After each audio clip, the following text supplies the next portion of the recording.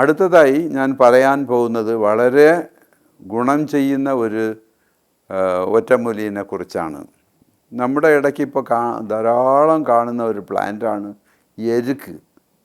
എരുക്കില്ലാത്ത സ്ഥലമില്ല.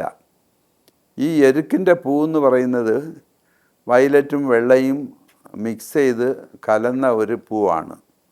പക്ഷേ വെള്ള എരുക്കിൻ്റെ പൂ പല സ്ഥലങ്ങളിലും ഇതിൻ്റെ ഇടയ്ക്ക് കാണും.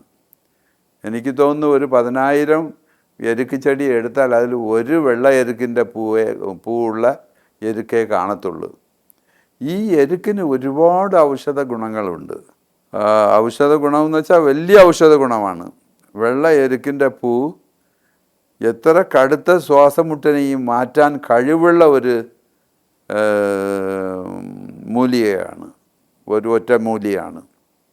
ഈ വെള്ള എരുക്കിൻ്റെ പൂ ഒരു 100 ഗ്രാം എടുക്കുക.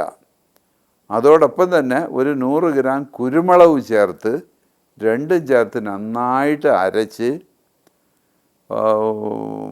2 കുരുമുളകുടെ വലുപ്പത്തിൽ ഗുളികകളായിട്ട് ഉരുട്ടി തണലത്ത് വച്ച് തന്നെ ഉണക്കുക. എത്ര കടുത്ത ശ്വാസമുട്ടുണ്ടായിരുന്നാലും, തൊണ്ടവേദന ഉണ്ടായിരുന്നാലും, ബ്രോങ്കൈറ്റിസ് ആയിരുന്നാലും, ശ്വാസമുട്ടായിരുന്നാലും ഒരു ഗുളിക വായിലിട്ട് ചൂടുവെള്ളം കഴിക്കുകയാണെങ്കിൽ ശ്വാസമുട്ട് മാറിക്കിട്ടും. വെള്ള എരുക്കിൻ്റെ പൂവും കുരുമുളകും സമം നന്നായിട്ട് അരച്ച് 2 കുരുമുളകുടെ വലുപ്പത്തിൽ ഗുളികകളായിട്ട് ഉണക്കി എടുത്ത് സൂക്ഷിച്ച് വച്ചുകൊണ്ട് എത്ര കടുത്ത ശ്വാസമുട്ടോ അല്ലെങ്കിൽ ശ്വാസതടസ്സമോ അല്ലെങ്കിൽ തീരാത്ത തുമ്മലോ ഉണ്ടെങ്കിൽ വായിലിട്ട് വെള്ളം കുടിച്ചാൽ മതി, ഇത് മാറും. ഈ രണ്ടും ചേർത്ത് ഉണ്ടാക്കുന്ന മരുന്നിൻ്റെ പേരാണ് ശ്വാസകുടോറി മാത്തിരൈ അല്ലെങ്കിൽ ശ്വാസകുടോറി ഗുളികൈ.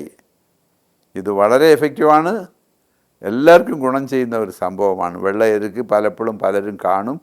അത് കാണുമ്പോൾ അതിനെ എടുത്ത് കുരുമുളക് കൂടെ ചേർത്ത് നന്നായിട്ട് അരച്ച് ഗുളികകളാക്കി വച്ചിരിക്കുക.